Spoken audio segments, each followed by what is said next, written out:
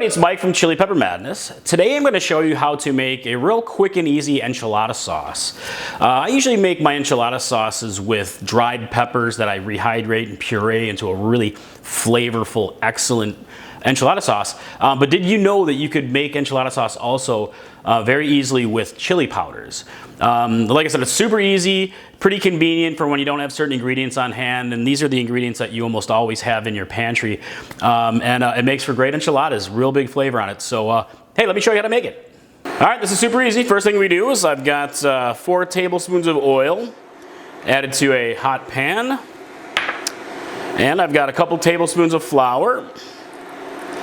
Get that in there, and we stir it up, get it incorporated. And what we're doing here is just making a real light roux.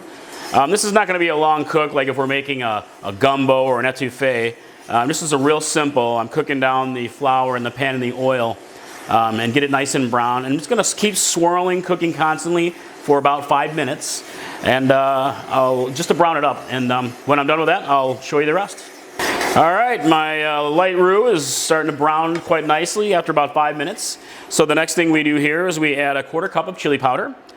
And you can use your favorite store-bought blend, but I'm using a combination of ancho and guajillo powder, which I always have on hand, but any red chili powder is going to work great for this. And I've got 6 ounces of tomato paste. Get that put in there. Just give it a nice stir. Got to work quickly, don't burn it. And then I've got a 1.5 cups of, I'm using chicken stock here. You can use vegetable stock, any stock or broth will work greatly, but chicken works great for me. So we just get it stirred in, get this all incorporated. And while that's getting mixed up, I'm going to add my additional flavorings. I've got some garlic powder here, about 1.5 teaspoons. And I've got about 1/2 teaspoon of cumin. And some salt and pepper to taste. You can skip the pepper, just do salt, but you know, I like pepper. And get it swirled up here. And you can notice how thick it is. This is a thicker sauce. You can very easily add more broth, add more stock, or even a little bit water, and it'll thin things out very nicely. So let me get this incorporated here. And once everything is very uniform, you can give it a little taste if you want, adjust for salt and pepper. But you're just going to let it simmer for a few minutes to bring all those flavors together. And again, it's super easy sauce. So, all right, I'll be right back when this is all ready to taste. All right, you can see how nice and thick this is. Very thick, rich enchilada sauce. So look at that. So at this point, you can serve it just like this if you like a real thick sauce. Or I'm going to add another 1/3 cup or so just of water. And again, stock is great. Just swirl it in. And I've already had this simmering for about 3 or 4 minutes just to kind of let the flavors develop and the raw chili powder flavor to cook out.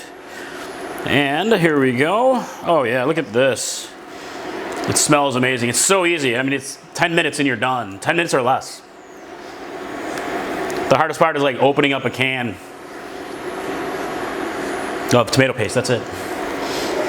Okay. Look at this. Oh yeah. All right, now we're getting a little bit thinner, a little bit more runny. So yeah, that's it, guys. Let me take a quick taste. It's a little hot.